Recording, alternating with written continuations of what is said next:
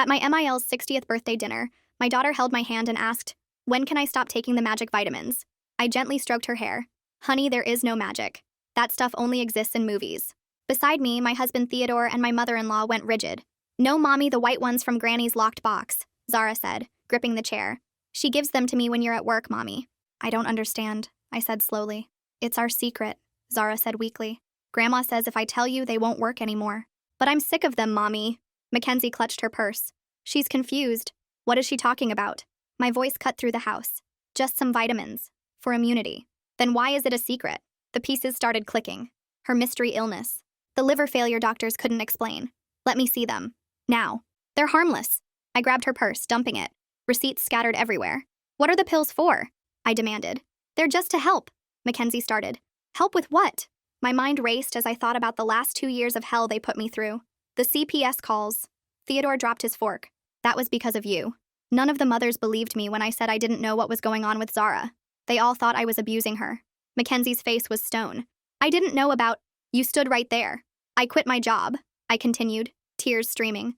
"Senior marketing manager at my dream job. 15 years building my career. Gone. Because someone had to be with her full-time from a disease that was caused by you." I laughed bitterly. "We lost the house. Had to sell it to pay medical bills. Now we live in your basement like prisoners. Our son doesn't even know me anymore," I said. "Elijah drew a family picture at school last week. Want to know who wasn't in it? Me." I looked at Mackenzie. "While you charged $400 a month to your credit card for pills from Thailand." "She almost died," I said, my voice breaking. Zara rubbed her temples, whimpering softly. 3 times. "Do you understand that? 3 times I held her hand while machines kept her alive." Theodore finally spoke. "Mom was just trying to—" "You knew?" I whirled on him. The guilt on his face confirmed everything. "You knew she was poisoning our baby? What are these pills for?" "They're just supplements, calm down." "She had a seizure in my arms," I said. I glanced at Zara. Her lips had a slight blue tinge now. "In the grocery store. People thought she was dying. I thought she was dying." Zara started crying. Her words came out slurred. "I'm sorry, Mommy. Grandma said if I'm pretty, Daddy won't leave us for Ashley." The room went silent. "What did you just say, baby?" "Grandma promised," she sobbed, swaying dangerously on her feet. "She said when I'm white enough, Daddy will love me and won't leave like he wants to." White enough. Everything clicked. "They're skin-whitening pills," I whispered in horror. I turned to Theodore. "Who's Ashley?" His face went gray. "She's nobody. The one from your LinkedIn? Regional manager at your company?" My voice was rising. Zara's right hand had started twitching uncontrollably as I handed her a plushie. Theodore's phone buzzed on the counter. He lunged for it, but I was faster. "Text from my MIL. Sent just now. Don't let her stop treatment now. Dr. Kim says we're close." I scrolled up through the messages. "Increased dose. She's responding well. Skin is definitely lighter." I took a deep breath. "You're coordinating this? Both of you?" Suddenly, Zara's eyes rolled to the back of her head. She collapsed, her tiny body convulsing on the floor. "Zara!" I screamed, dropping to my knees. She was seizing violently, foam tinged with blood coming from her mouth. "Stay with Mommy, sweetheart. I've got you." The door burst open. Our son Elijah stood there in his pajamas. "Is Zara dying again?" His voice was flat, emotionless. My 7-year-old son had seen this so many times it didn't even scare him anymore. "Call 911!" I screamed at Theodore, who stood frozen. "Call them now!" I turned Zara on her side, timing the seizure. The blood was getting darker. "I'm calling the police." I reached for my phone, but Mackenzie grabbed my wrist. "No! You can't! Look at her skin, it's working. She's so much lighter than before." I wrenched away, but Theodore caught me from behind, his arms tight around me. "I'm sorry," he sobbed, tears streaming down his face. "I'm so sorry, but we're doing what's best for her, for our family and reputation." With strength I didn't know I had, I broke free and lunged for my phone. But Mackenzie got there first. She snatched it and dialed 911 herself. "Hello? Yes, come quickly, my granddaughter is having a seizure. Her mother has been giving her black market skin whitening pills." I screamed at her to tell them the truth, but she kept talking into my phone, telling them I'd been ordering pills online to hurt my daughter. My baby was still shaking on the kitchen floor, her little body jerking in ways that made my stomach turn. I counted the seconds like I'd learned from all those other seizures, watching the foam at her mouth turn darker with blood. Theodore just stood there frozen while Elijah watched from the doorway with that same empty look he always had when this happened. Mackenzie kept lying to the operator about finding pill bottles in my room, making up details about how she'd been worried about me for months. I grabbed for the phone, but she turned away, still talking about how I'd been acting strange and hiding things. 2 minutes into the seizure now, and Zara's lips were turning blue. I stayed on my knees beside her, keeping her on her side so she wouldn't choke, my hands shaking as I held her head. The operator must have asked something because Mackenzie said yes. She was still seizing. Yes, there was blood. 3 minutes and I heard sirens getting closer. Mackenzie finally hung up and looked at me with this cold expression like she'd won something. The paramedics burst through the door with their bags and equipment, dropping down beside Zara immediately. They asked what she took while one of them started an IV in her tiny arm that was still twitching. I told them about the skin whitening pills from Thailand, how my mother-in-law had been giving them to her in secret for 2 years. The paramedic's face changed when I said Thailand and skin whitening, and he called something to his partner about possible heavy metals. They gave her medicine through the IV to stop the seizure while I explained about the liver failure the doctors couldn't figure out, the mystery illness that had almost killed her 3 times. Mackenzie tried to interrupt, saying I was confused, but the paramedic ignored her and kept working on Zara. The seizure finally stopped after what felt like forever, and they lifted her onto the stretcher. Theodore grabbed my arm when I moved to follow them, saying we needed to get our story straight before the hospital. I yanked away from him so hard he stumbled backward.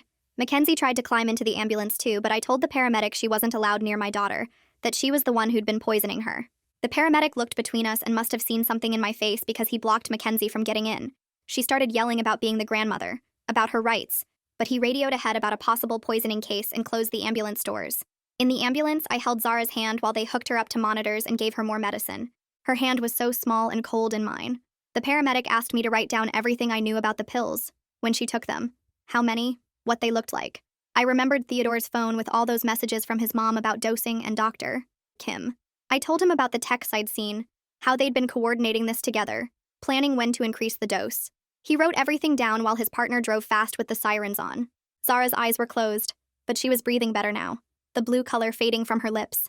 We got to the hospital and they rushed her straight to the emergency room where a doctor was already waiting. Dr. Colin Pierce took over immediately, calling out orders for blood tests and something called a toxicology screen. I pulled out my phone and showed him the screenshots I'd managed to take of Mackenzie's texts about the dosing schedule. His face went pale when he read them, and he told the nurse to call poison control right away. While the nurses worked on getting Zara stable, putting in another IV and attaching more monitors, I told Dr. Pierce everything. The 2 years of her being sick with no explanation, the liver failure that came out of nowhere, the seizures that started 6 months ago. I explained about the secret pills Mackenzie had been giving her, how Zara said they were supposed to make her white enough so Daddy wouldn't leave for Ashley. Dr. Pierce's jaw got tight when I said that part. He ordered tests for heavy metals immediately and said they needed to check for mercury poisoning. He explained that illegal skin whitening products from Thailand often had mercury in them, and the symptoms matched what Zara had been going through. The hospital security guard showed up because Dr. Pierce had flagged this as a potential criminal poisoning. I still had the bottle of pills I'd grabbed from Mackenzie's purse when I dumped it out. The guard put on gloves and took the bottle, putting it in a clear plastic evidence bag. He wrote down the time and date on a form, then had me sign it as a witness. He said they'd need to document everything for the police investigation. About 20 minutes later, Theodore and Mackenzie showed up at the hospital. I could hear Mackenzie in the hallway telling anyone who would listen that I was the one who hurt Zara, that I'd been giving her dangerous pills. The security guard went out to deal with them, and I heard him tell them they had to stay in the waiting room. A police officer arrived and came to take my initial statement about what happened. I told him everything from the beginning, about Zara mentioning the secret pills, finding out they were for skin whitening, the texts between Theodore and his mother. When I mentioned Ashley's name and explained what Zara had said about the pills keeping Daddy from leaving for her, the officer's expression got hard. He asked for Theodore's phone, but Theodore claimed he'd left it at home, which was a lie because I'd seen him put it in his pocket. The officer wrote that down too. Christina Montes from the hospital social services knocked on the door and came in with a folder and a concerned expression. She introduced herself and said she needed to assess the situation since there was a poisoning allegation involving a child. My stomach dropped when she said CPS would have to be notified, knowing that Mackenzie had already tried to frame me with that 911 call. Detective Silas Ramey showed up about an hour later with another officer, and they separated all of us right away. He took me to a small conference room down the hall, while his partner took Theodore to another room and left Mackenzie in the waiting area, with a hospital security guard watching her. Detective Ramey had kind eyes, but he was all business as he set up his recorder and pulled out a notebook. I showed him my phone with all the screenshots I'd managed to grab of Mackenzie's texts about the treatment and Dr. Kim, and his face got really serious as he scrolled through them. He took photos of each screenshot with his own phone and then called someone about getting a warrant right away. While we waited for the blood test results, he asked me to walk through everything from the beginning, and I told him about the 2 years of Zara being sick with no explanation and how the doctors couldn't figure out what was wrong. He wrote down every detail about the seizures and hospital visits and the liver problems that came out of nowhere. About 20 minutes into our talk, Dr. Pierce knocked and came in with a folder, and his face was grim. The blood tests showed really high liver enzymes and signs of heavy metal exposure, which he said matched perfectly with mercury poisoning from skin whitening products. He explained that these illegal pills from Thailand often have mercury and other banned stuff in them, and the levels in Zara's blood showed she'd been getting them for a long time. Detective Ramey asked Dr. Pierce to document everything for evidence, and then his partner radioed him that there was a problem with Theodore. We rushed back to find Theodore in the bathroom trying to delete stuff from his phone, but the security guard had caught him and was holding the bathroom door open. Detective Ramey took the phone right out of Theodore's hands, and Theodore started crying and saying he was just checking work emails, but the detective wasn't buying it. He put the phone in an evidence bag and said they'd get a warrant to search it properly, but even just looking at the screen that was still open, I could see messages between Theodore and his mother. The detective took Theodore back for more questioning, and about an hour later, Jade Fisher from CPS showed up with a thick folder that had our family's name on it. She was younger than I expected, but really professional, as she sat down with me and Christina Montes to go over everything. She pulled out records of all the previous CPS reports that had been filed against me over the past year and started going through them one by one. She noted that the medical evidence from today clearly showed I wasn't the one hurting Zara, and that the timeline of the poisoning matched when Mackenzie had access to her. She asked me about our living situation, and I explained how we'd lost our house and had to move into Mackenzie's basement, which made her write a lot of notes. A nurse came to get me because Zara was waking up, and I ran to her room where she was crying and looking around confused. She reached for me and kept asking where Daddy was, and when I told her he couldn't see her right now, she started sobbing harder and saying she was sorry she told the secret about the pills. I held her while she cried, and the nurse checked her vitals and gave her some juice to sip. From down the hall, we could hear Mackenzie yelling and causing a huge scene in the waiting room. She was demanding to see her granddaughter and screaming that I was turning everyone against her and that she was going to sue the hospital for keeping her away. The security guards had to physically pick her up and carry her out while she kicked and screamed, and they told her she was banned from the hospital property. Detective Ramey came back and said he needed to interview Theodore again because the phone evidence was really bad. He showed me just a glimpse of the text chains they'd found, and there were hundreds of messages between Theodore, his mother, and someone saved as Dr. Kim talking about doses and results and how Zara's skin was getting lighter. Theodore tried to play it off as just vitamins at first, but when the detective showed him the evidence and explained the criminal charges he was facing, he broke down completely. He admitted he knew about the pills but swore he thought they were just harmless beauty supplements and that his mom had told him they were safe. The detective wasn't impressed and kept pushing until Theodore admitted he'd been worried but didn't want to upset his mother or deal with the conflict. Meanwhile, Mackenzie was in another interview room with Detective Ramey's partner, and even from down the hall we could hear her going on about how she was just trying to help Zara be more beautiful. The detective told me later that she'd said mixed-race children need enhancement to succeed in life, and that she was doing us a favor by making Zara white enough to save our marriage. She actually used those exact words, white enough, and the detective had to document it all as evidence of her racist motivations for the poisoning. The forensic toxicologist arrived the next morning with the official report on the pills I'd grabbed from Mackenzie's purse. She confirmed they had mercury and a bunch of other banned substances that are common in illegal skin whitening products from Thailand, and that the levels in Zara's system showed she'd been getting them for months or maybe even years. Detective Ramey had been working all night to track down Dr. Kim through the phone number in the texts and finally found him. Turns out he wasn't even a real medical doctor, but just some guy who sells illegal beauty treatments online. And he'd been coaching Mackenzie on how much to give Zara for over a year, with detailed instructions about increasing doses when the results weren't fast enough.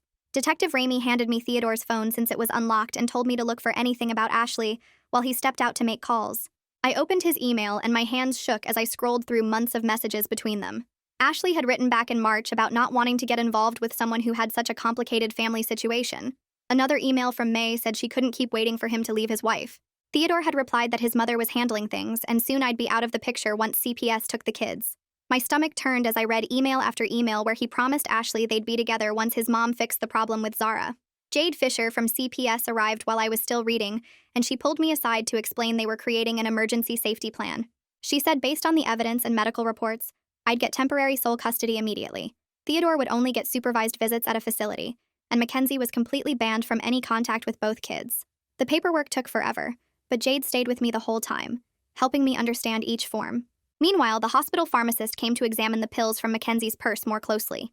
She identified them right away as a banned product from Thailand that's known for causing organ damage in kids. She took photos of the packaging and secured samples in evidence bags for the police. She told me these specific pills had mercury compounds that were outlawed in the US back in the 90s. Detective Ramey called me over to show me what else he'd found in his investigation. Mackenzie had been getting monthly shipments to a P.O. box she'd rented 2 years ago. The import records showed she'd spent over $10,000 on these pills, ordering them under different names to avoid detection. He had copies of wire transfers and shipping manifests that proved she'd been doing this since right after Zara's 3rd birthday. A woman knocked on the door and introduced herself as Emmeline Graham, a therapist the hospital had called in. She sat with me next to Zara's bed and asked how I was holding up. I couldn't even answer at first because everything was hitting me all at once. She explained that we'd need to talk to both kids about what happened in ways they could understand without making them more scared. She said Zara would need help processing why Grandma hurt her, and Daddy let it happen. Then I broke down completely and told Emmeline about the drawing Elijah made at the school, the one where I wasn't in the family picture at all. I sobbed as I explained how he'd drawn Theodore, Mackenzie, Zara, and himself, but left me out completely. Emmeline held my hand and explained that Elijah's emotional numbness wasn't because he didn't love me. She said watching his sister almost die over and over had caused him to shut down emotionally to protect himself. She called it a trauma response and said he'd excluded me from the drawing because he associated me with all the scary hospital visits. Theodore showed up at the hospital demanding to see me privately. He grabbed my arm in the hallway and said we needed to keep this a private family matter. He actually tried to convince me that taking this to court would hurt the kids more than what his mother did. I pulled away and told him he'd chosen his mother and his mistress over his daughter's life. He kept saying he was trying to protect our family's reputation, but I just walked away. The next morning, Mackenzie's lawyer called the hospital, and I could hear the administrator arguing with him on the phone.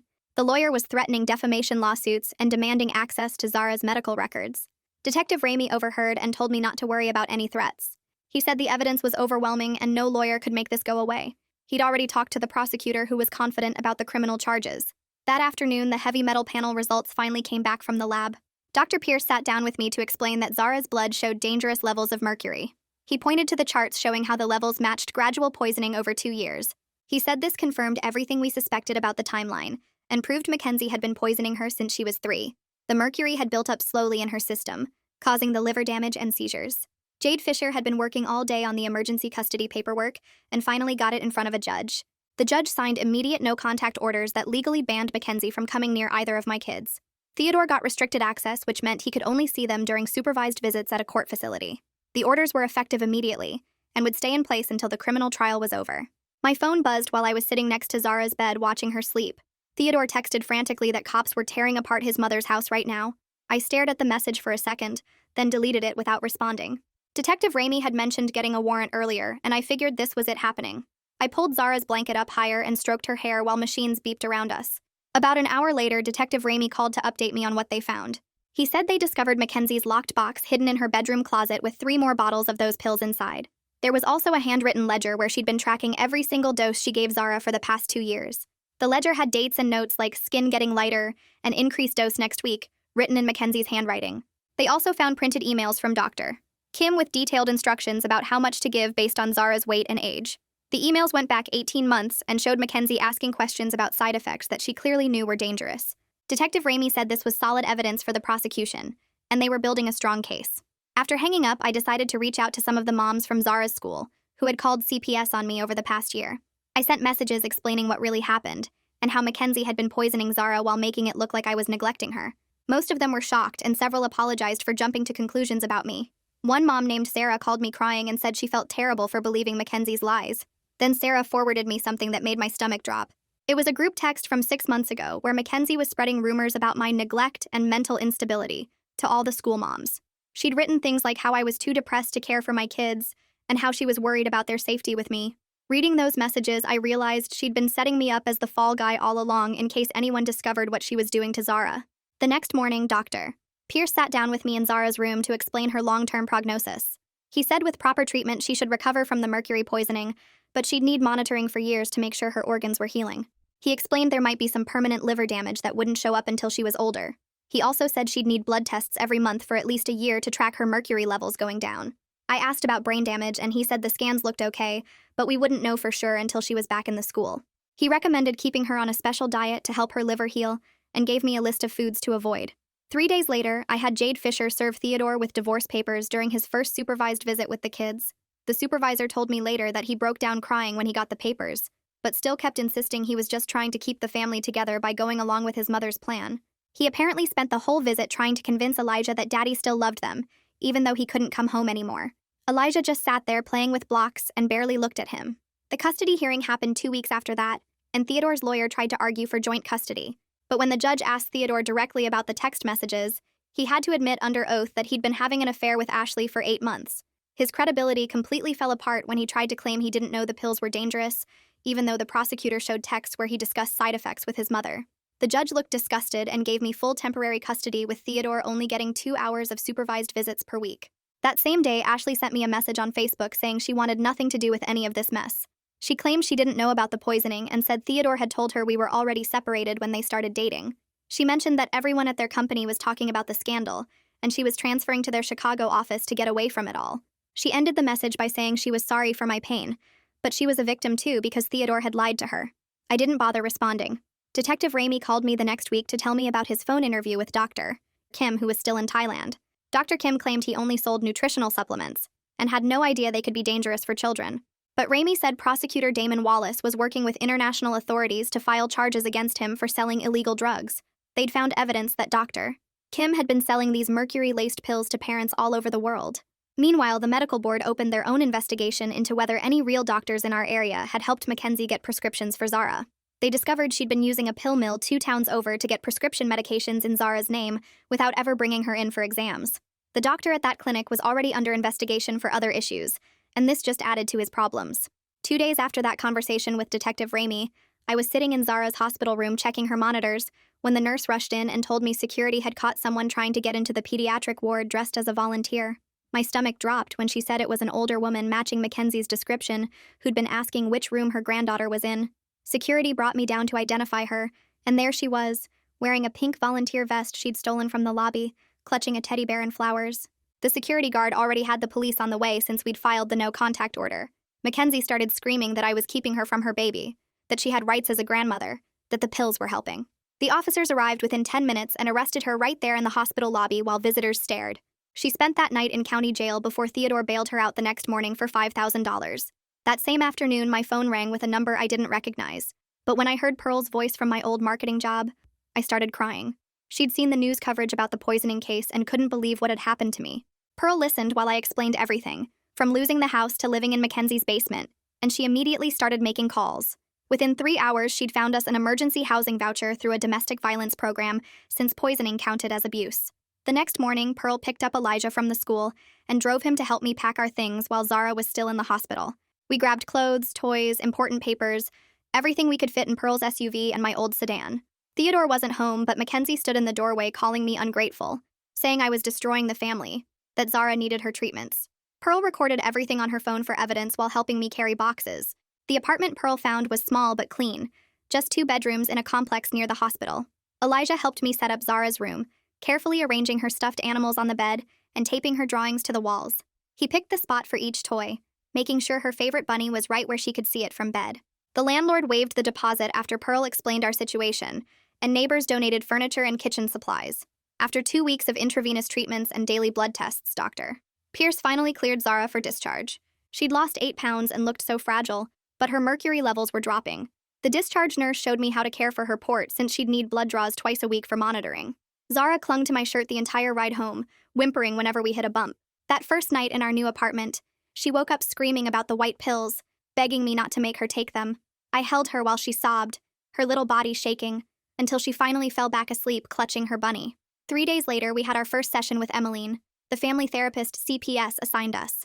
Elijah sat on the opposite end of the couch from me, playing with a stress ball while Emmeline asked gentle questions. When she asked about the family drawings without me, he suddenly burst into tears. He said he stopped putting me in pictures because he thought I was going to die from being so sad all the time, and if he didn't draw me, maybe I wouldn't disappear.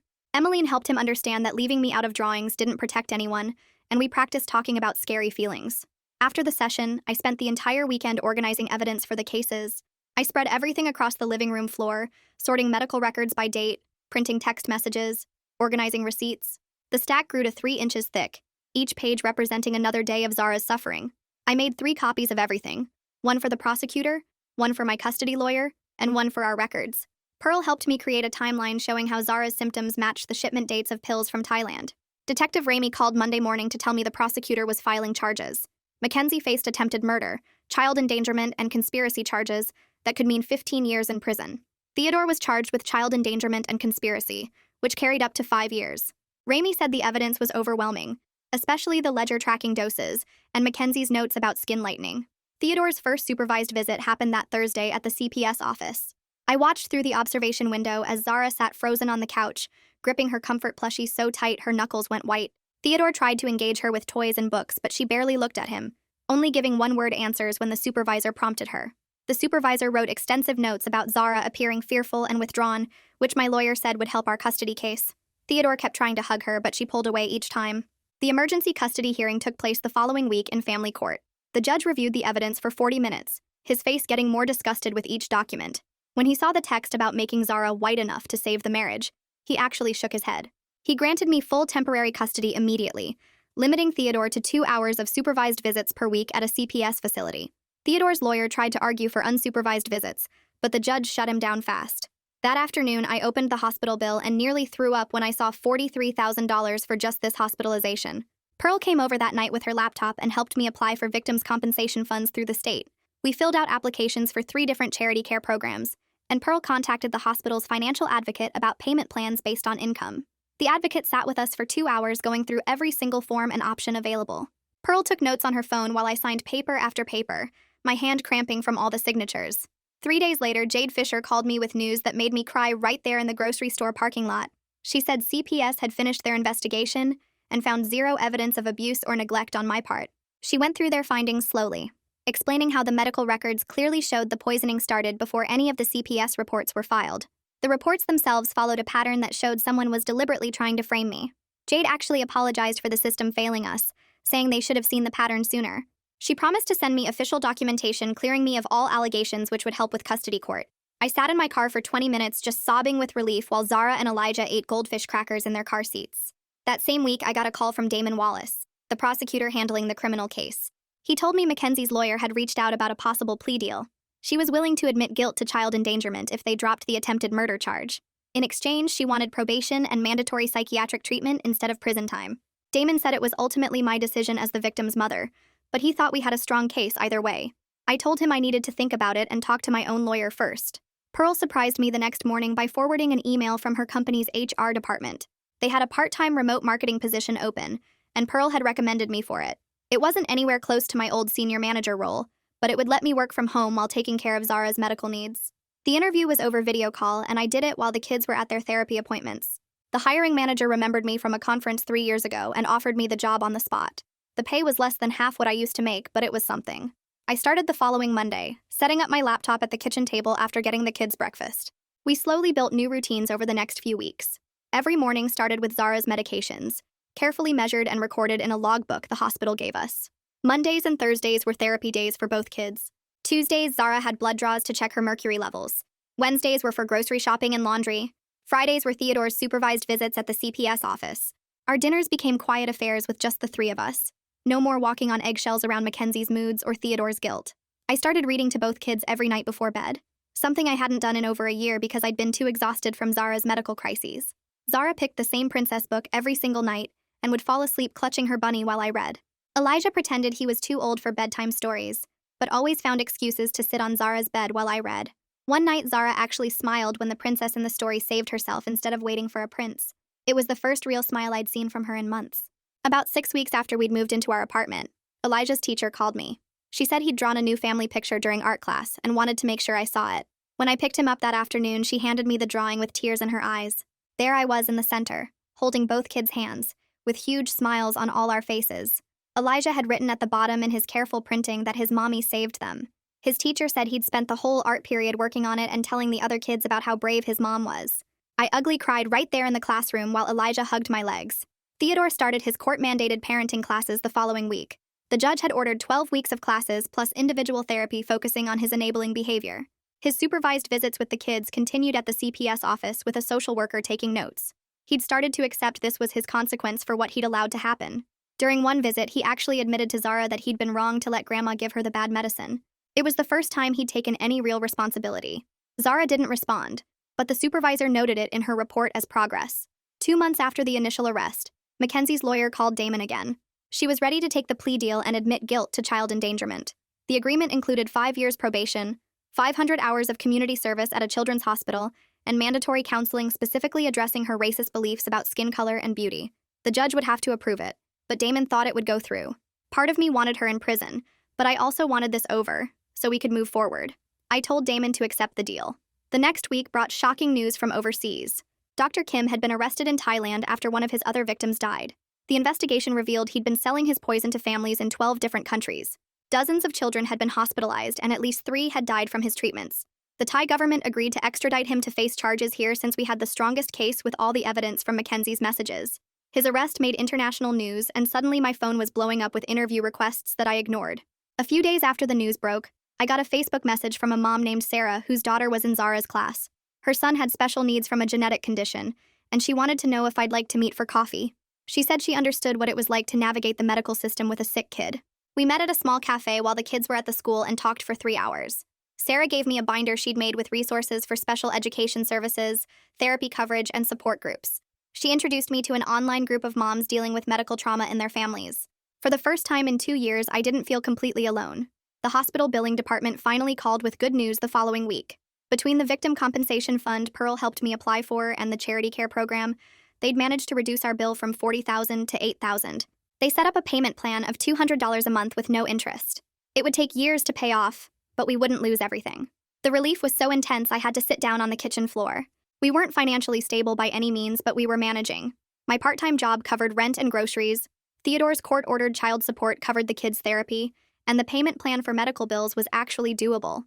Pearl helped me set up a strict budget, and even started a small emergency fund with $50 a month.